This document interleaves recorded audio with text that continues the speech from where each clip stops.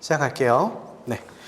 자, 여러분 책 다 받으셨죠? 이제 비상구 책 분홍색으로 좀 예쁘게 잘 나왔는데, 자, 요 관련된 내용 조금 설명하면서 여러분 어떻게 공부해야 할지에 대해서 얘기를 잠깐 조금 하고 수업을 진행을 할게요. 오늘 첫날이니까 오리엔테이션 간단하게 좀 진행을 하고, 자, 일단 저희가 지금 준비한 이 강의는 일단 기준이 강원, 울산, 인천 지역 한정입니다. 이건 다른 지역은 해당 사항 없어요. 이 지역 한정이에요, 한정. 그래서 만약에 이제 수험생분께서 나는 경기 시험을 준비하는데 강원도에도 이제 적이 있어서 내가 이제 그 시험도 같이 보고 싶다 하시면은 사실 조금 공부를 좀 이중으로 하셔야 돼요. 그런 조금 단점이 있어요. 왜냐하면 강원, 울산, 인천은 다른 시험하고 차이점이 뭐냐면, 일단 성향부터 먼저 알려드릴게요. 차이점이 뭐냐면 강원, 울산, 인천은 100% 수능형 문제입니다. 100%예요, 100%. 왜냐하면 수능형이 성격이 뭔지를 말씀을 드리면은, 수능형은 자료 분석이에요. 자료라고 하면은 그래프, 그림, 표, 뭐 이런 것들 있죠. 이런 어떤 자료를 줘요. 자료를 보고 분석을 해야 돼요. 괜찮죠? 그러니까 어떤 그래프가 나왔어. X축이 뭐고 Y축이 뭐야. 뭐 어떤 변화에 따라서 어떤 뭔가 변화가 일어나는 것을 자료를 주고, 자, 이럴 때 어떤 일이 벌어지게 너가 추론해서 맞춰봐. 이렇게 나와요. 그러니까 이게 생각을 많이 해야 되는 문제예요. 그러니까 우리가 알고 있는 일반적인 그 공무원 시험의 일반 유형 문제를 보면은 그냥 이렇게 돼 있죠. 문제가 한 줄로 쭉 뭐 다음 중에서 뭐 세포에 대한 설명으로 옳지 않은 것은 1번 뭐다, 2번 뭐다, 3번 뭐다, 4번 뭐다 이렇게 나오잖아요. 그러니까 이건 단순 지식형 문제. 그래서 보고 2번이야 하고 이제 넘어가는 걸 우리가 알고 있는 일반적인 공무원 유형 문제라고 한다면, 수능형 문제는 이렇게 나오는 케이스는 거의 없고 대부분 거의 100%죠. 대부분 어떻게 나오냐. 자, 다음은 어떤 자료다. 자, 그래프나 표나 이런 자료를 쭉 줘요. 준 다음에 자, 다음 중 옳은 거 골라봐라 해놓고는 가로치고 기역, 니은, 디귿 뭐가 맞게 이렇게 하는 거예요. 이게 힘들어요. 왜냐면 아까 일반형 문제 같은 경우에 다음 중 옳은 것은 1, 2, 3, 4 한 다음에 내가 1번을 내가 몰라. 2번 맞는 것 같아. 3번 확실히 틀렸어. 4번 모르겠어. 하면은 뭐 무조건 틀린 거 골라라 했으니까 3번 하고 지나가면 돼. 그러니까 몰라도 문제 풀 수 있거든요. 근데 이거는 내가 기억은 알아. 근데 니은은 몰라. 디귿은 물음표야. 근데 1번을 봤더니 기억이 있고 4번을 봤더니 기억 디귿이 있어. 어떻게 할 거야? 자, 이게 문제인 거야. 이게 어려워요. 그래서 수능형 문제는 완벽하게 알아야 돼요. 그게 너무 빡세요. 예, 그래서 여러분들이 많이 힘들어 하시거든요. 그래서 100% 수능형 문제라서 이런 자료 분석과 관련된 걸 어떻게 할 건지에 대해서 자세히 설명을 드릴 겁니다. 제가. 그리고 이제 요 강의에서는 물론 기본 개념 강의이기 때문에 기본 개념 설명도 하겠지만, 그 이후에 문제 풀 때 이런 유형의 문제가 나오니까 이렇게 분석하시면 됩니다. 이렇게 알려드릴 거예요. 그다음에 두 번째, 이 수능형 문제로 나오다 보니까 이제 장점과 단점이 있는데, 일단 장점은 뭐냐면 이거는 다른 지역에 비해서인 거예요. 뭐 경기나 서울이나 다른 지역에 비해서는 장점은 전체 내용의 양은 상대적으로 적은 편이에요. 그러니까 학습에 대한 부담은 좀 적어요. 학습 부담은 적어요. 양이 적기 때문에. 그런데 단점이 뭐냐면, 학습 내용이 양이 적다는 얘기는 뭐냐면 진짜 구석에서 나와요.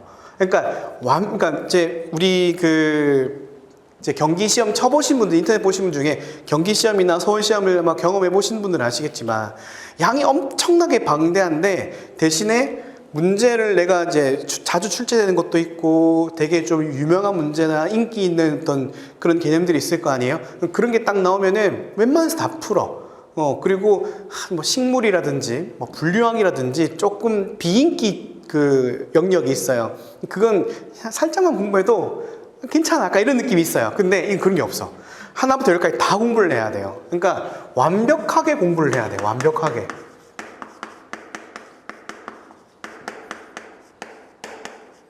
그래서 꼼꼼하게 하는 게 좀 중요합니다. 그 다음에 이제 아까 수능형 문제로 나오다 보니까 수능형 문제다 보니까 만약에 분석력, 내가 어떤 문제를 바라봤을 때 이걸 어떻게 판단하지, 어떻게 생각하지, 힘이 조금 약하신 분들은 이게 조금 힘들어요. 그러니까 문제를, 개념을 내가 알고 있는데 문제가 안 풀려요. 이런 케이스가 있어요. 난 분명 개념을 아는데 문제가 안 풀려. 예, 그러니까 그게 문제가. 이건 연습을 해야 돼요. 이건 어쩔 수 없어. 이거는 연습을 많이 해야 돼요. 연습을. 그러니까 문제에 익숙해지고 이걸 토대로 내가 얼마나 분석을 해낼 수 있는지 이런 것들을 해야 되기 때문에 양치기가 아니라 질을 높여서 공부를 해야 돼요. 근데 그게 조금 어려워요. 왜냐면 맨날 똑같은 내용 하는데 이거 어떻게 질을 높여? 그러니까 이러시거든요. 근데 이건 어쩔 수 없이 문제로 해결해야 됩니다. 기출문제나 이런 것들이 있을 거 아니에요. 제가 또 물론 자료도 나눠드리겠지만 이걸 연습을 하셔야 된다는 게 좀 단점이다. 그래서 이런 어떤 차이점이 있다. 그래서 그러니까 어떤 분들은 일 수 있어요. 차라리 양이 많고 문제가 쉽게 나오는 게 좋아 하시는 분도 있고, 아니야 양은 조금 부담스러워. 차라리 분석하는 문제가 차라리 나. 그러니까 약간 양날의 칼인 거죠. 그래서 이렇게 이해하시면 되고, 자, 세 번째, 그럼 학습 방법은 어떻게 하는 게 좋으냐? 학습 방법. 앞으로 어떻게 공부하면 좋겠느냐. 자, 첫 번째, 당연히 이제 여러분들 아시겠지만 제일 중요한 게 뭐겠어요? 그렇지, 당연히 개념 공부를 하시는 게 제일 중요하겠죠. 개념 공부하시는데 여러분 책 갖고 계신 분들은 다 알고 계시겠지만, 자, 책 펼쳐보시면은 앞에 개념에 빈칸들이 이렇게 있어요. 그럼 제가 수업하면서 같이 채워드릴 거고, 그러면 이제 공부하시면서 스스로 한번 써보시면서 복습을 하시면 되고, 그 다음에 뒤에 보면은 빈칸 채우기 있어요. 이제 9페이지 보시면은 빈칸 채우기 있는데, 이제 그날 수업 들으셨던 이 내용을 토대로 한번 복습하시고, 요거를 쭉 채워 나가시면 맨 뒷페이지에 답 다 나와 있거든요. 그거 보시고 답 채워 넣으시면 돼요. 그러니까 틀린 거 확인하시고, 맨 뒤에 답하고 다 적혀 있습니다. 그 다음에 그 뒤에 보면은 10페이지에 유형 연습 문제, 이렇게 많은 문제를 실을 수는 없어서 제가 그냥 기본적인 유형, 보통 이렇게 나옵니다 라고 알려드리거든요. 그래서 한번 맛보기로 한번 보시라고 연습 문제 넣어놨어요. 그래서 이것도, 그러니까 그 빈칸 채우기는 여러분들이 하시는 거고요. 그 다음에 그 뒷페이지에 있는 유형 연습은 저랑 같이 할 거예요. 그렇죠? 오케이. 그래서 그렇게 진행된다. 그리고 여러분들 공부를 하신 다음에 개념 공부하시면은 제가 예습은 바라지 않아요. 복습은 꼭 하셔야 됩니다. 아까 말씀드렸죠. 꼼꼼하게 해야 된다고. 꼼꼼하게 해야 되기 때문에 복습은 매주 하셔야 됩니다. 아시겠죠? 부담스러울 수도 있는데 이건 꼭 제가 꼭 강조 좀 드리고 싶어요. 복습은 꼭 하셔야 돼요. 다음에 두 번째. 요거는 지금 한정된 얘기는 아닌데, 이제 개념 공부를 하고 난 다음에 이걸 이제 적용시키고 싶으시니까, 이제 뭐 시중에 나와 있는 책이든 아니면 작년에 공부하셨던 분들은 작년 책 같은 걸 가지고 오시겠죠. 그러면 이제 문제를 풀 거예요. 문제. 나중에 문제 풀이 있다면 더 설명하겠지만, 문제 풀기 할 때 꼭 중요한 점은 뭐냐면, 아까 얘기했던 건데, 자, 여기 문제가 있어요. 그리고 이제 자료가 있어요. 그 다음에 다음 중 옳은 것은 해가지고, 제가 기억, 니은, 디귿 이렇게 쭉 나와 있어. 기억, 니은, 디귿 이렇게 있을 거 아니에요, 그죠? 그러면 이제 아까 얘기했듯이, 기억은 틀렸어. 그러니까 기억은 맞아. 니은 틀렸어. 근데 디귿은 모르겠어. 그럼 1번을 봤더니 1번에는 기억, 4번을 봤더니 기억 디귿이야. 자, 몇 번 찍을래요? 몇 번 찍을래요? 1번. 왜 4번 아니야? 그냥 찍은 거죠? 네. 자, 문제 풀기 공부하실 때는 이렇게 하셔야 돼요. 내가 기억은 확실히 알아. 니은 확실히 틀렸던 것도 알아. 디귿을 모르잖아요. 그럼 이거 답 찍으시면 안 돼요. 답 표기하지 마세요. 이게 인간 심리라는 게 그래요. 만약에 이 문제를 내가 예를 들어서 아까 1번에서 찍었어. 근데 아직 답지 보니까 맞았어. 그럼 이거 안 봐요, 다시는. 이게 문제예요. 왜냐하면 아까 얘기했잖아요. 꼼꼼하게 해야 된다고. 이게 문제예요. 그래서 제가 뭐라고 얘기하냐면 단 한 줄이라도 애매하거나 모르거나 조금 긴가민가하거나 뭔가 바로 안 떠오르거나 뭔가 애매하면 답 표기를 안 하는 게 맞아요. 뭔 말인지 알겠죠? 마찬가지예요. 우리 아까 제가 숙제로 빈칸 채우기 나간다 그랬었죠. 빈칸 채우기 하다가 모르겠어. 그럼 OX 하지 마. 답 쓰지 마요. 그냥 아무것도 쓰지 마. 그냥 넘어가요. 그게 오히려 자기한테 도움이에요. 진짜로. 내가 이걸 몇 번은 강조하고, 제가 나중에 제 문제풀이 강의할 때 또 얘기해, 또 할 거야, 이거. 제발 답 표기하지 마. 아니, 막말로, 이거 답 표기해서 맞으면 뭐가 좋아요? 이거 시험도 아닌데. 시험장 가서는, 그때 가서 물론 찍어야지. 그때는 모른다 그러면 찍어야지만, 지금은 그럴 필요가 없다. 왜? 연습이니까. 연습이기 때문에. 연습은 여러분들이 모르는 걸 찾아 나가는 게 더 중요해요. 그래서 꼭 이렇게 확인하시길 부탁드릴게요. 괜찮죠? 그래서 문제 풀기 할 때는 반드시 뭐 하지 마라? 답 표기 무조건 하지 마세요. 모르면 그냥 넘어가. 그래서 틀렸다는 표기가 있으면은 다시 한번 복습하잖아. 괜찮죠? 그렇게 하셔야 되고. 네 번째, 이제 커리큘럼이죠. 어떻게 진행되는지. 자, 일단 지금 이제 5월에 아마 이제 이게 예상컨대 이게 6월 정도까지로 저는 예상을 합니다. 요건 조금 변동될 수 있어요. 상황에 따라서. 그래서 5, 6월 동안에는 이제 기본 개념 강의인 이제 비상구 강의가 들어갈 거예요.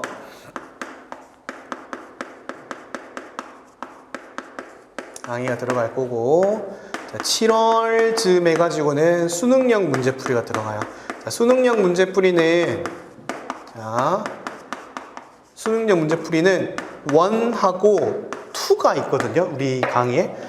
근데 여기서 여러분 강원, 울산, 인천 지역 한정이라 그랬어요. 2는 수강하시면 안 됩니다. 2는 여기 거 아니에요. 2는 전남, 전북, 부산 요 지역이에요. 이거 좀 달라요. 그래서 이게 지역마다 다 다르니까 이게 너무 짜증나요. 저도 문제 강의는 만들어 놓고 사람 짜증나게 해서 2는 듣는 거 아니에요. 2는 절대 수강하시면 안 돼요. 원만 수강하시면 됩니다. 원만. 아시겠죠? 문제풀이 들어갈 거고, 그때 이제 추가적으로 한 8월까지는 수능형 문제풀이 이게 기본편이거든요. 원이 기본편이거든요. 기본편이고, 수능형 문풀 심화편이 있어요. 이 심화는 뭐냐? 이제 이미 공부해 보신 분들은 아시겠지만, 우리 이 비상구 요 시험에서 주요하게 다루는 개념 크게 3가지가 있는데, 첫 번째가 자극의 전도라 그래서 그래프 분석하는 문제가 어려워요. 두 번째, 근수축 문제라 해서 근육 수축이 어떻게 일어나는지를 수치화시켜서 산수시키는 문제가 하나 있거든요. 그 다음 마지막, 그 악력 높다는 유전 문제가 있어요. 이 3가지가 사람 괴롭혀요. 요 문제가 심화에 들어가요. 요 3개가 심화에 들어가서 이때 조금 자세하게 공부해요.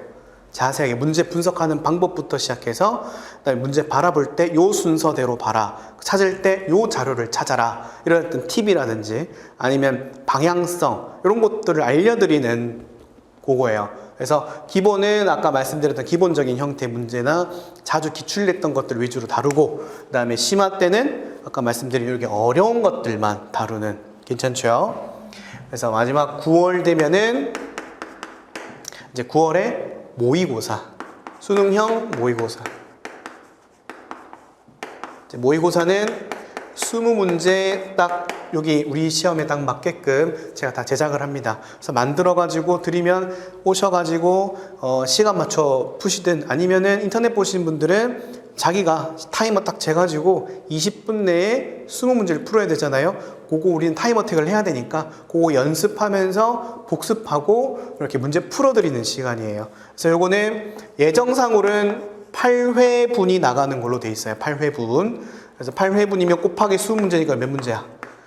그렇죠. 이것만 해도 160문제 되죠. 상당하죠, 이것도. 요거 푸실 거예요. 요거까지 연습하시면 여러분 이제 보통 이번 시험이 11월로 알고 있거든요. 그죠?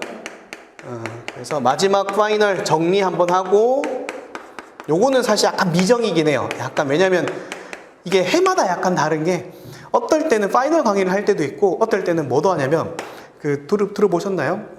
지금 인터넷에 올라가 있는데, 유튜브에 올라가 있는데, 라이브 강의라는 게 있어요. 라이브 강의. 들어봤어요? 네, 라이브 강의, 이게 저희 업계 최초예요. 구독, 좋아요, 알람 설정 하는 게 있거든요. 저 혼자 나와가지고 카메라 앞에서 그 우리 유튜브 스트리머라고 하나요? 네. 아무튼 그분들 나오셔가지고 막 이렇게 하잖아요. 그거 제가 해요. 제가 해서 제가 뭐 말씀드리긴 좀 부끄럽지만 제가 좀 어린 편이거든요. 그래서 구독, 좋아요, 알람 설정 해가지고 같이 문제도 풀고 상담도 해드리고 글쎄 뭐 좀 힘든 일이 있거나 이러면 좀 얘기도 좀 나누고 그러니까 소통하는 자리를 해가지고 왜냐면 이건 다 일방형 통행이잖아. 일방 통행으로 수업을 하잖아요. 근데 라이브 강의 때는 채팅을 다 치시니까 제가 다 읽어드려요. 읽고 아 그러셨어요? 그럼 이렇게 한번 해보세요. 다음에 학습 남은 지금 한 달 정도 시간 남았는데 어떻게 공부하는 게 좋을까요? 이러면 좀, 이렇게 하시면 좋아요. 이렇게 학습 방향도 제시해드리고 마무리 어떻게 하면 좋은지 이런 얘기 다 해드리거든요. 그래서 요건 약간 미정. 요거 할지는 몰라. 괜찮죠? 그러니까 이거 할 수도 있고요. 이거 할 수도 있어요. 괜찮죠? 그래서 11월에 시험 치시러 가면 됩니다. 딱 깔끔하죠? 이렇게 진행이 돼요. 요거 따라오시면 돼요. 다시 한번 말씀드리면 요거 들으면 절대 안 돼요. 그래서 개념 강의 반드시 필수. 그 다음에 문풀 1 모의고사 파이널 진행되는데 만약에 한 해 해보셨고 공부 좀 해보신 분들은 뭐 강의는 굳이 안 들어도 되고 요거는 뭐 문제 풀기만 할 거야 하셔도 되고요. 근데 난 처음에 올해 첫 해야 이러면은 강의도 들으셔야 돼. 이거는 아시겠죠? 강의도 같이 들으시니까 심화까지 같이 들으셔야 됩니다. 그래서 이렇게 커리큘럼이 진행될 겁니다. 괜찮죠? 네, 오케이. 됐나요? 뭐 사진 한번 찍으실래요? 안 찍어도 돼요? 그럼 지울게요. 찍어도 되죠? 네. 네.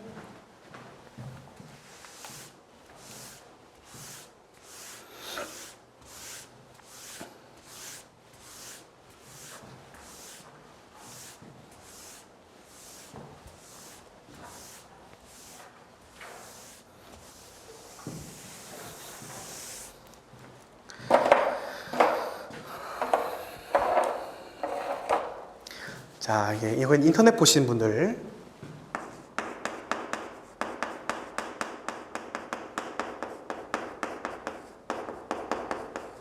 자, 인터넷 수강생분들은 이제 아무래도 문제가 질문이에요, 질문. 그지? 그러니까 공부하다 보면은 질문 생길 수 있잖아요. 그래서 질문이 생기면은 이제 학습 Q&A가 있죠.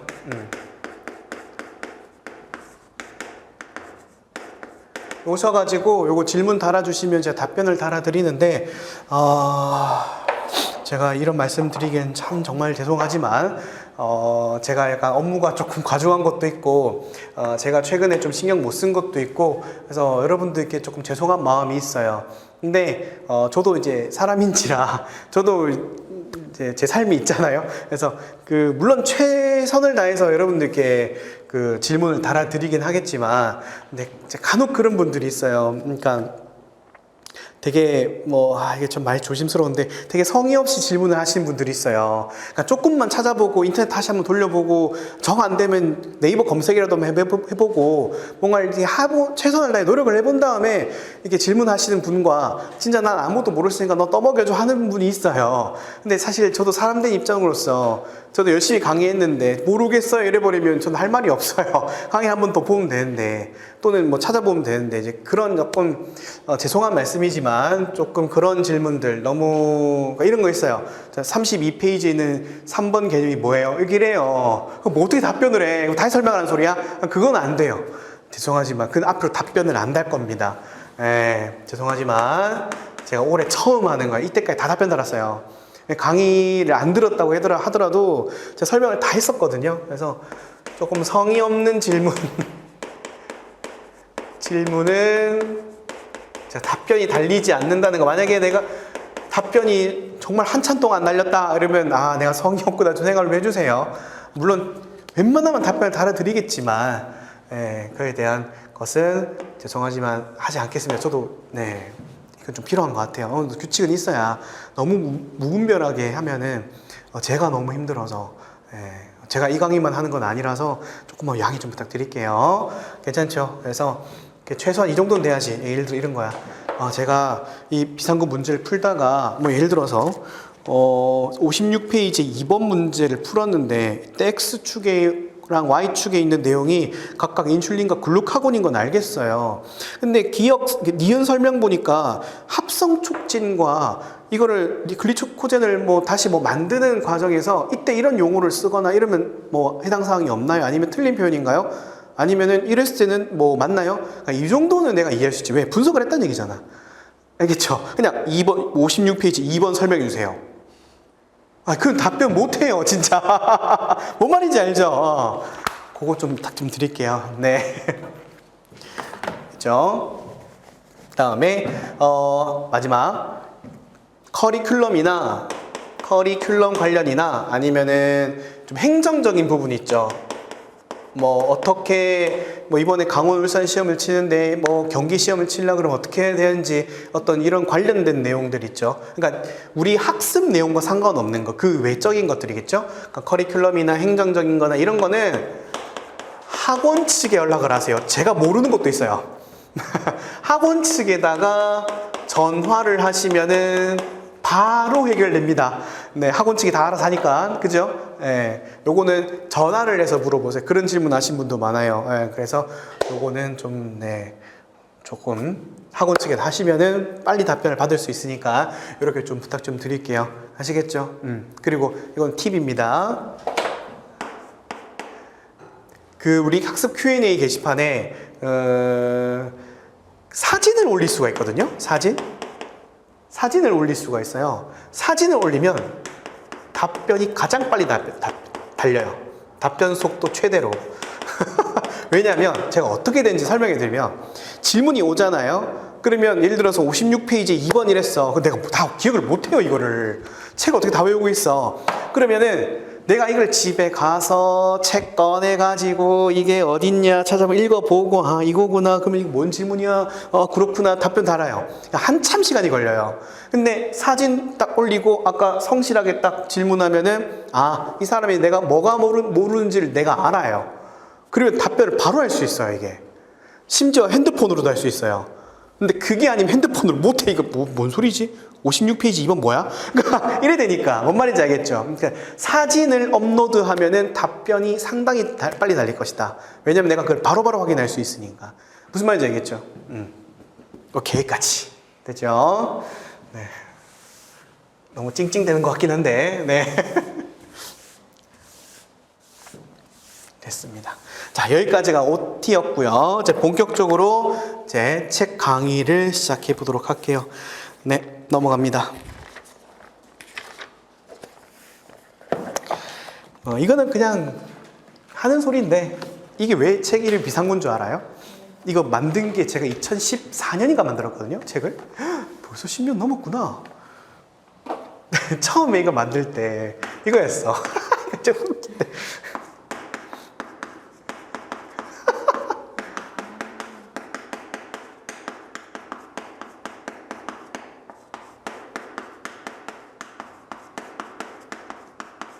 처음에 이제 제가 강사 생활한 게 어린애들 대상으로 먼저 강의를 시작을 했을 때 그때 애들한테 조금 어필을 좀 하고 싶어가지고 이걸 딱 했는데 애들이 이제 앞글자 딱 따가지고 비상구 이렇게 된 거예요. 거기다가 애들이 절 부를 때 상구쌤이라 불렀어요.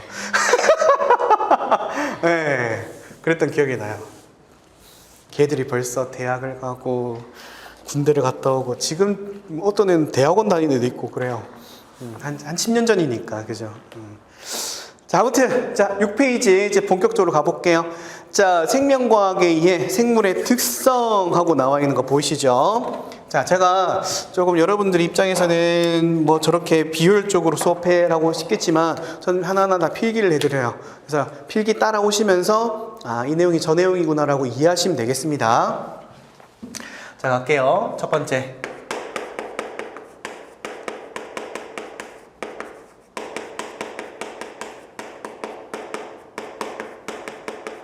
자, 이렇게 좀 느리면 2배속 하시면 돼요. 자, 생명현상의 특성.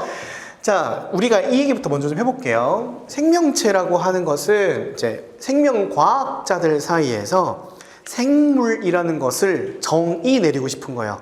정의를 내리고 싶은 거야. 뭐든지 과학자들은 어떠한 현상이나 물질이나 뭐 등등등 이런 것에 대해서 정의를 내리려고 해요. 그래야 서로 대화가 돼. 기준이라는 게 필요하잖아요. 그죠? 그건 예를 들어 이런 거야. 저는 혹시 키가 큰 편이에요? 라고 물어보면은 여러분들 머릿속에 뭐라 생각해요? 토 선생님 키가 좀 작아 라고 생각하죠? 그건 누구 기준인 거야? 한국 성인 남성 평균 키 기준으로 봤을 때 작아 이거잖아. 근데 나는 또 일본이나 좀 키가 조금 전체적으로 좀 작은 나라에 가면은 저는 그냥 평균인 거야. 그러니까 이런 거예요. 뭔 말인지 알겠죠? 그러니까 어떤 기준이나 정의를 말하지 않고서는 다음의 내용을 설명할 수가 없는 게 과학의 특징이에요. 마찬가지 생명과학이라는 어떤 현상, 생명과학이라는 것을 얘기하기 위해서는 반드시 생물이라는 것을 정의 내려야 돼요. 그 정의를 내리려고 학자가 많은 고민과 생각을 했는데 정의를 내리기가 너무 어려운 거예요. 그죠? 자, 볼게요. 제 박명 교수님이 많이 얘기하시는 건데 무가 있어요. 무가 땅속에 이렇게 자라고 있는 상태야. 그럼 무는 현재 살아있어요? 죽어있어요? 그럼 얘를 꺼내 도마 위에 올려놨어요. 얘 살아있어요? 죽어있어요? 자, 내가 이제 얘를 잘랐어요. 살아서 죽었어요? 이제 애매해지기 시작하죠. 그치? 그러니까 이런 거예요. 생명체라는 게 언제 죽었고 언제 살았는지 설명이 안 돼요. 그죠? 어떤 분들은 아니야 잘랐으니까 죽은 거야 라고 하신 분도 있고 아니야 이거 딱 떼가지고 딴 데 씹으면 또 나와 산 거 아니야? 그런 분도 있어요. 그러면 야 끓는 물에다가 얘를 넣어. 그럼 얘는 죽은 거야? 그때 죽은 거야? 진짜요? 끓인 다음에 세포 추출해가지고 핵치환하면 이거 다시 만들어지는데? 그거 어떻게 설명할 거야? DNA 추출 내거든요. 끓여도 DNA 추출이 돼요. 그거는 살은 거야? 그러니까 말하기가 너무 어려운 거야. 그러니까 정의를 못 내려요. 자, 빈 공간 있죠? 오른쪽에 날개 영역이나 이런 데 보면 빈 공간 많죠? 근데 쓰시면 됩니다. 생명체는 뭐 할 수 없다? 생명체는 정의를 내릴 수가 없어요. 그러니까 정의를 내릴 수 없으니까 그러면 생명체라고 하는 것을 설명하려면 정의 내릴 수 없으니 어떻게 하자? 그러면 우리가 생명체라고 여겨지는 것들에 대해서 공통된 특징들을 찾아보자 해요.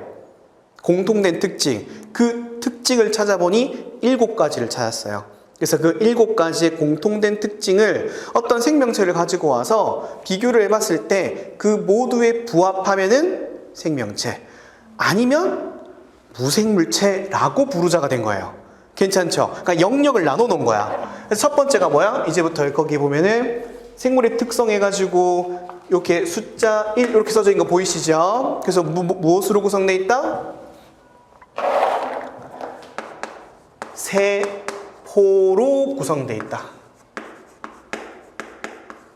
세포로 구성되어 있다. 쓰시면 돼요, 이제. 여러분 필기하시는 분들은 이제 색깔펜 같은 걸로 세포로 구성, 이렇게 밑줄 다 그어놓고 공간을 만들어 놨으니까 필기하시면 됩니다.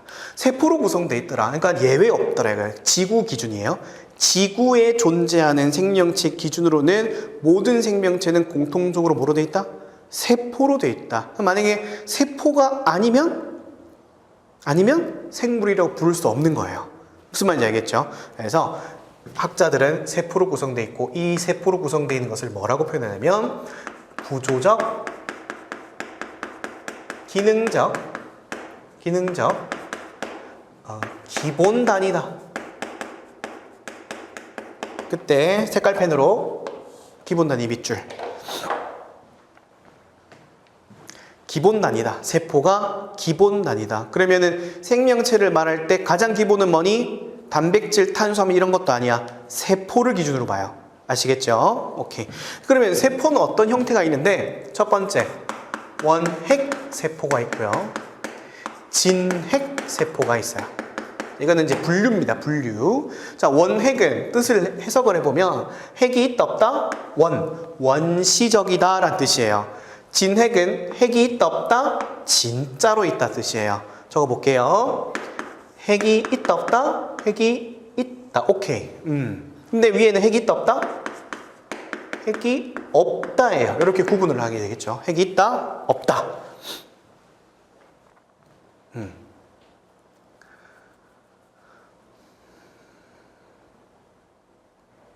근데 문제는 뭐냐면 좋아, 원핵과 진핵이 각각 핵이 있다 없다를 이해를 했어. 그런데 실질적으로 생명 현상을 일으키는 것은 우리가 그 유명한 DNA예요. 맞죠? DNA를 조금 넓은 의미로 뭐라고 하냐면 핵산이라고 불러요. 핵산. 핵 속에 있는 산성 물질이라고 해서 DNA를 넓은 의미로 핵산이라고 합니다. 그럼 이제 오른쪽 날개 부위에다가 적어 볼게요. 오른쪽 날개에다가 핵산은 다른 말로 뭐라고도 부르냐면 핵산은 다른 말로 이렇게 부릅니다. 유전 물질이라고 불러요. 유전 같은 말이에요. 유전 물질. 그럼 유전 물질에 뭐가 있는데 1번 DNA가 있고요. 2번 RNA라는 게 있어요. 들어봤죠? DNA는 내 몸속에 어떤 정보를 저장하는 기능이에요. 정보, 유전 정보를 뭐 한다? 저장을 하는 기능이에요. 저장. 근데 RNA는 그 정보를 다른 곳에다가 보내주는 기능이에요. 그래서 전달이라고 표현을 합니다. 괜찮죠? 요거 차이점. 하지만 DNA와 RNA를 모두 포함해서 핵산 또는 유전물질이라고 불러요. 괜찮죠? 그러면 핵산이라고 하면 DNA와 RNA를 모두 포함하는 말이구나. 괜찮죠? 그러면 원핵세포는 핵산이 있니 없니? 라고 해서 찾아봤더니 핵산이 있더라 이거예요. 핵산이 있네. 그러면 진핵은 그럼 뭐야? 진핵도 핵산이 있더라. 그러니까 차이점은 핵산은 공통적으로 존재하지만 핵이 있고 없고의 차이인 거야. 그러면 그럼 핵은 뭐고 핵산은 뭐야? 이건 필기 안 해도 돼요. 세포가 이렇게 있어요. 그러면 가운데 이렇게 핵이라고 하는 구조물질이 있어요. 핵이라는 게 있고 그 안에 이렇게 유전물질이 들어가 있는 거예요. 이게 핵산이야. 그러면은 원핵세포는 핵이 없다고 했으니까 어떻게 생긴 거예요? 그냥 얘만 덜렁 없는 거예요. 그냥 이러고 있는 거예요. 그냥 특이하죠. 자, 책 밑에 보시면은 그림 그려놨어요. 제가 책 밑에 보시면 그림 그려놨어요. 박스에 보시면 그림이 있죠. 세포벽, 세포막, 핵산, 리보솜. 뭐가 없어요? 핵이 없어. 그럼 얘는 무슨 세포? 원핵세포. 이렇게 되는 거예요. 괜찮죠? 가끔 우리는 아까 얘기했듯이 그림이나 뭐 이런 자료가 나온다고 했죠. 그러니까 이렇게 그림 하나 던져놓고 그럼 얘는 뭐게? 이렇게 물어봐요. 그러니까 그렇기 때문에 그림을 보고 이해를 하셔야 됩니다. 아, 핵막이 없네. 핵이 없네. 아, 그럼 얘는 원핵이구나. 그리고 참고에다가 적어놨죠. 원핵세포는 뭐다? 주로 세균이다. 주로 세균이다. 세균. 그죠? 세균 적어놨죠, 제가. 그래서 뚜렷한 핵이 없다. 미토콘드리아, 골지체와 같은 막 구조물도 없다. 단지 가지고 있는 거 뭐밖에 없다? 세포벽, 세포막, 핵산, 리보솜밖에 없다. 괜찮죠? 이건 한번 체크. 3번만 체크를 해놔요. 3번만 체크를 해놔요.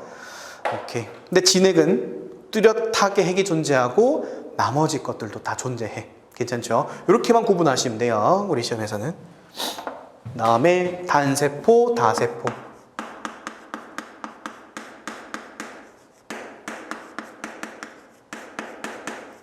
자, 단세포, 다세포 할 때 단 뜻이 뭐겠어요? 뜻이 하나란 뜻이에요. 맞아요. 단이 하나란 뜻이에요. 하나.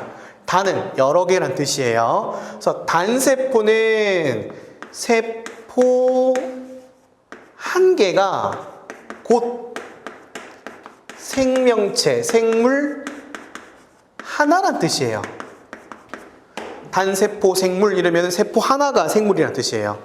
다세포는 세포 여러 개가, 이거 마늘 다자, 여러 개가 생물 하나다. 이렇게 돼요. 어려운 거 없죠? 근데 이 용어를 내가 왜 설명했냐면 시험 문제 이렇게 나와요. 대장균은, 요거는 이제 예시. 대장균은 단세포 원핵 생물이다.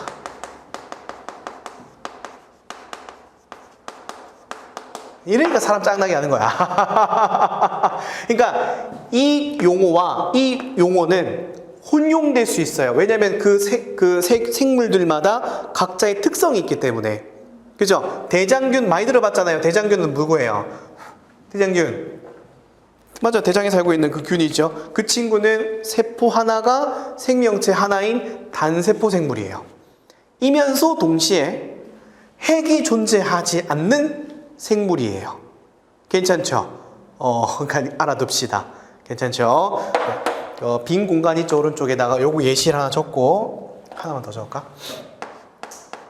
자, 요 연결해서 한 3개만 쓸게요. 연결해서 대장균은 단세포 원핵 생물, 그다음에 아메바 또는 집신벌레.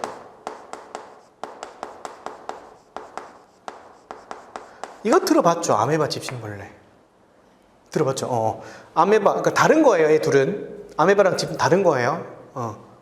아메바랑 집신벌레는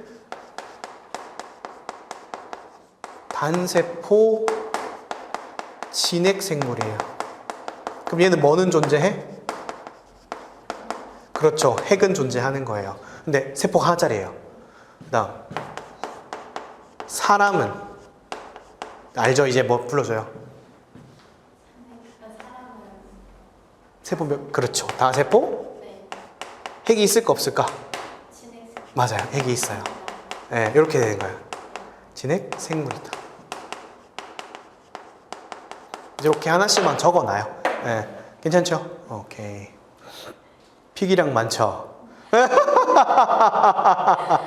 다들 제 수업 들으러 와가지고 다들 그 얘기 해요. 뭐가 이렇게 빡세게 하냐고. 근데 이렇게 해야 돼요. 이게 이겠죠. 되게 꼼꼼하게 공부해야 한다고. 이건 제 잠깐 빈틈을 탄 자랑인데, 제 강의 제 충분히 이제 열심히 수강하신 분들은 거의 다 100점 나와요. 그러니까 믿고 따라오시면 됩니다.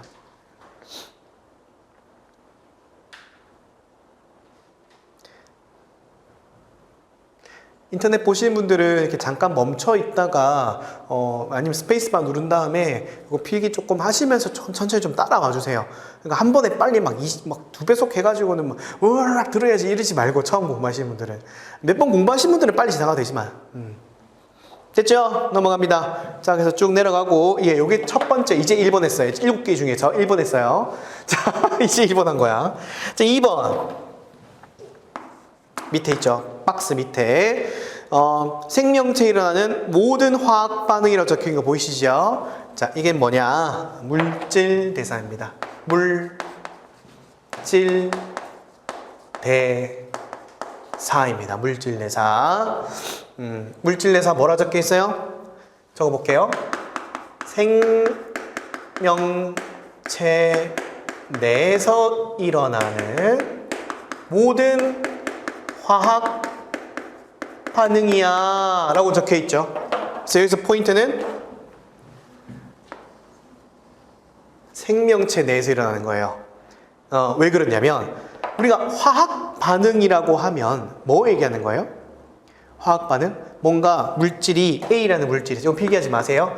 A라는 물질이 있는데 얘가 B라는 물질로 변화했대. 이걸 우리가 화학 반응이라고 하죠. 근데 화학 반응이라고 하면은 생명체가 아닌 곳에서도 일어나요. 그치? 대표적인 예가 연소인데, 연소는 어떻게 일어나요? 연소, 이거 불태우는 거야. 그러니까 조기가 있어. 이걸 라이터로 해가지고 불태웠어. 그럼 얘가 불타오르면서 얘가 처음엔 종이었다가 제로 바뀌잖아요. 그러니까 변화가 발생한 거잖아. 그럼 이것도 화학 반응이에요. 괜찮죠? 그런데 물질 대사라는 용어는 반드시 생명체한테만 쓸 수 있어요. 그러니까 방금 내가 종이를 불태운 걸, 이걸 보고는 물질 대사라고 안 해요. 몸에서 일어나야 돼. 내가 오늘 아침에 밥을 먹었어요. 밥을 먹고 저녁에 배가 아파서 화장실에 가서 응가를 했어. 그럼 나는 분명히 밥을 먹었는데 밥이 나오지 않잖아. 변화한 거잖아. 그럼 뭐라고 해요? 이거 화학 반응인 거야. 이해되셨죠? 그렇게 가셔야 돼요. 자, 물질 대사는 반드시 뭔가 변화가 발생하는데 생명체 내에서 일어나야 된다. 그리고 항상 누가 피처링을 해주냐면, 피처링이가 말하나요? 피처링? 네. 항상 피처링을 해주는 친구가 있어요. 그게 바로 효소입니다. 효소. 자, 효소 쓰시고요. 옆에 쪽 날개 쪽 부분 있죠. 효소에 대한 내용을 잠깐만 설명하면은, 효소는 뭐라고도 부르냐면 이렇게도 불러요. 생체 촉매라고도 불러요. 같은 말이에요. 효소라는 말과 생체 촉매가 같은 말인데, 그러면 촉매 뜻이 뭐죠? 촉매. 자, 이렇게 아까 A라는 물질이 B를 필기하지 마세요. B라는 물질이 있어요. 그러니까 이렇게 바뀔 거야. 근데 얘를 학자가 자세히 보니까 그냥 가만히 냅둬도 A가 알아서 천천히 B로 바뀌더래. 그걸 확인을 했어. 그런데 어떤 물질, C라는 물질이 있어. C라는 물질을 이렇게 A가 담겨있는 용기 안에다가 이렇게 집어넣었더니 A가 순식간에 B로 싹 다 바뀌었대. 그러면은 다시 한번 이제 그 용기를 꺼내 와가지고 A 물질과 이제 다른 물질 C를 이렇게 추출을 해봤더니 A는 거의 존재하지 않고 B로 거의 다 바뀌어 있고, C는 처음 넣었을 때랑 나중에 확인했을 때의 용량이 똑같더래. 그리고 물질의 어떤 성질이나 특성도 변하지 않았어. C는 단순히 A가 B로 변하는 화학 반응에 도움만 줬구나. 괜찮죠? 그래서 효소의 생체 촉매인 이 효소의 특성이 첫 번째, 이 친구는 자신은 변하지 않아요. 자신의 변화가 있다 없다? 자신은 변하지 않고 오로지 뭐만 해? 다른 화학 반응을 촉진시켜주는 기능이었던 거야. 촉진, 잘하게 만들어주는 그런 기능이었던 거예요. 괜찮죠? 그리고 얘는 특히나 효소는 거의 대부분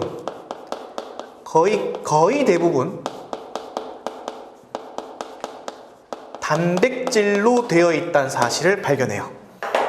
요 세 가지 특성.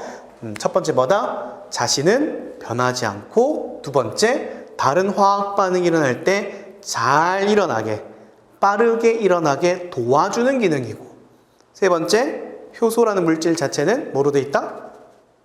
100%는 아니에요. 100%인데 거의 대부분 단백질로 돼 있다. 이렇게 세 가지 알아주시면 되겠습니다. 됐죠? 너무 자세해요? 이 정도는 해야 돼요. 이게 기본이에요. 네. 그래서 첫 강의 때 못 듣겠다고 안 오신 분도 있었어요.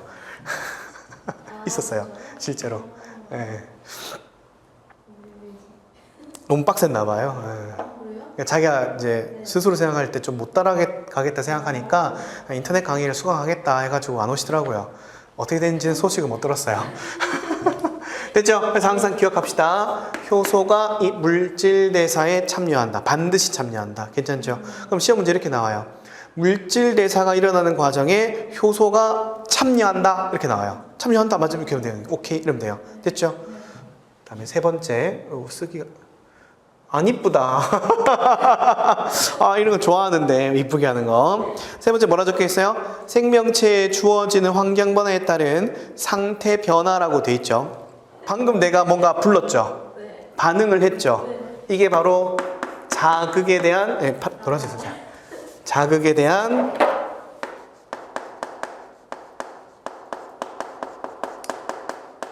반응이라고 합니다. 자극에 대한 반응. 뭔가 신호를 줬을 때 거기에 대해서 뭔가 이 피드백이 올 거야. 그러니까 어떤 자극을 줬을 때 반응이 오는 게 생명체가 가진 특성이다 라고 보는 거죠. 이 정도만 하면 돼요. 네 번째, 제가 가끔 가다가 어떤 부분에서 설명을 되게 자세히 하는데 어떤 부분 되게 간단하게 하고 지나가거든요. 그거는 그냥 그 정도만 하면 돼요. 문제 풀 때 아무 문제 없습니다. 다음, 생명체가 일정한 상태를 유지하는 거. 이게 항상성이죠. 항상성 유지. 자, 요거는 옆에 오른쪽 빈 공간에 쓸게요. 요거는 이제 이렇게 쭉 연결해가지고. 자, 항상성 유지랑 관련된 세 가지 1, 2, 3가 있어요. 요 세 가지는 좀 적어둡시다. 자, 날개 부분에 적으세요. 첫 번째, 체온 조절, 체온 유지. 체온 유지. 그 다음에 삼투 조절, 삼투 유지, 삼투 유지. 다음 혈당량 유지, 혈당량 조절, 혈당량 유지. 그러니까 유지란 말하고 조절이란 말은 뭐 사실 같이 써요. 이렇게 3개 정도는 적어둡시다. 오케이. 다음에 다섯 번째, 발생과 생장. 요거는 설명을 좀 해야 된다.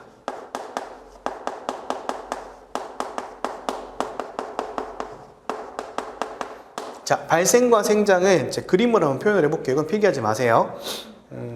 자, 정자가 이렇게 있고요. 여기에 난자가 이렇게 있대요. 정자와 난자가 만나는 현상을 뭐라고 하죠? 그쵸, 수정이라고 하죠.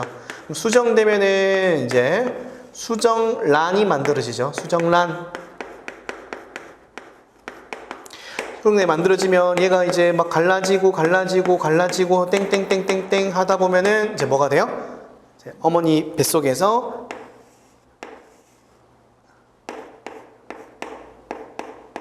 아기가 되겠죠. 맞죠? 아기가 되겠죠? 그러면 아기가 점점 자라서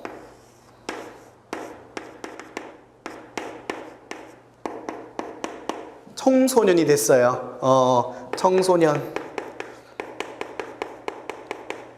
그래서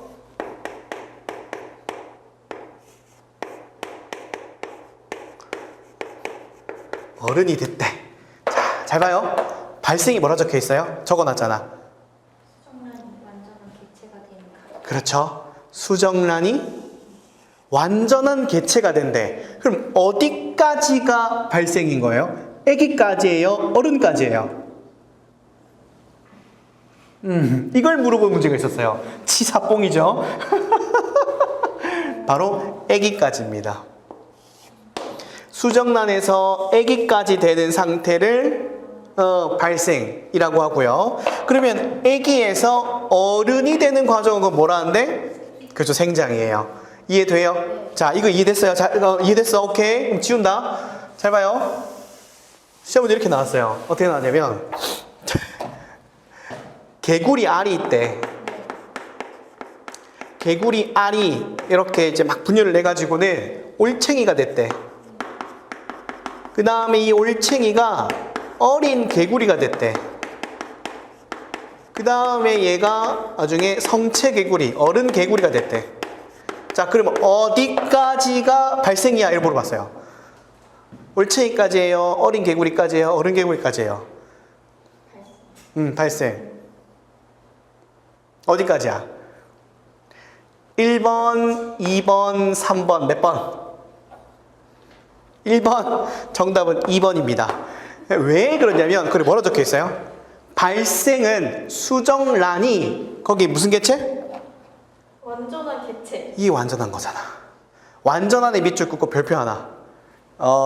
돌겠죠? 자, 그러니까 이래서 짱난다는 거야. 그래서 이거는 그래서 꼼꼼하게 해야 된다고요. 그러니까 사람 짱나게 하는 거야. 우리 시험이 이래요. 예. 아니, 부끄러운 게 아니야. 당연한 거지. 이거 모르면, 이거 혼자 공부하면 어떻게 알아? 근데 강사가 알려줘야지. 다시 뭐라고요? 개구리 알이 수정란이겠죠? 언제까지? 완전한 개체가 될 때까지예요. 예, 괜찮아요? 그 이후에 어린 개구리가 성인 개구리가 되는 것까지는 생장이라고 합니다. 아니, 부끄러울 필요 없어요. 지금 틀리는 게 차라리 나.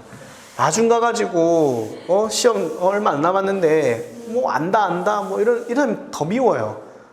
모르는 게 나아요. 당연히 모르지, 처음 공부하는데. 6번. 다음 뭐야? 종족 유지를 위해 자손을 남기고 부모의 유전 형질을 이어주는 현상. 이거 뭐예요? 유전과 생식과 유전. 순서는 바뀌어도 상관없어요. 유전과 생식해도 돼요. 생식과 유전에는 상관없습니다. 그 다음 일곱 번째 마지막 적응과 진화. 처음에 오셨을 때 적응 안 됐죠? 네. 근데 어때요? 지금 좀 편안해졌죠? 아니야? 망했구만. 자, 적응된 줄 알았더니 망했어. 적응과 진화. 됐죠? 네. 자, 요거 얘기 잠깐만 할게요. 생식과 유전은 말 그대로 이제 나와 이제 편하게 얘기할게요. 저랑 저 아내가 있어요. 만나서 결혼하고 아기를 낳아. 이러한 현상을 생식이라고 하고, 그 다음에 그로 인해 가지고 그 아기가 자세히 봤더니 나의 예쁜 코를 닮았어. 그럼 뭐야? 유전됐다 이렇게 표현하잖아요. 이게 어려운 거 없죠?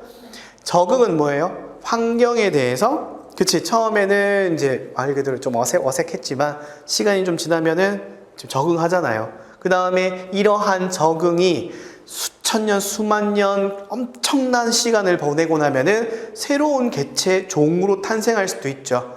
그게 우리가 이제 옛날에 어렸을 때 배웠던 뭐 다윈의 자연 선택설 이런 거 들어보셨을 거예요. 그런 거에 의해 가지고 몰라도 돼요. 진화를 했다. 새로운 종이 됐다. 진화.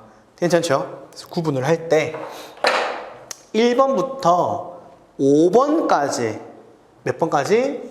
5번까지를 묶어서 뭐라고 하냐면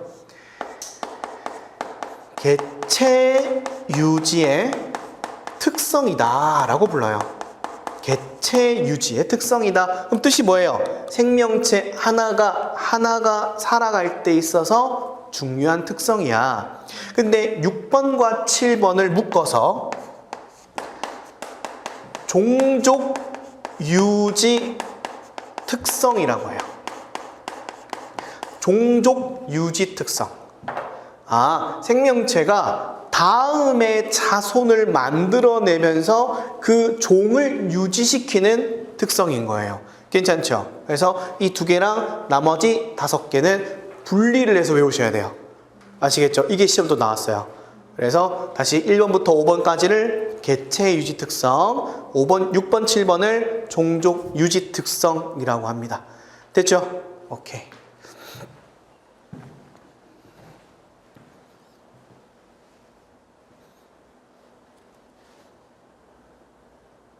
오케이. 여기까지 좀 쉬었다가 그 뒤에 바이러스 넘어갈게요.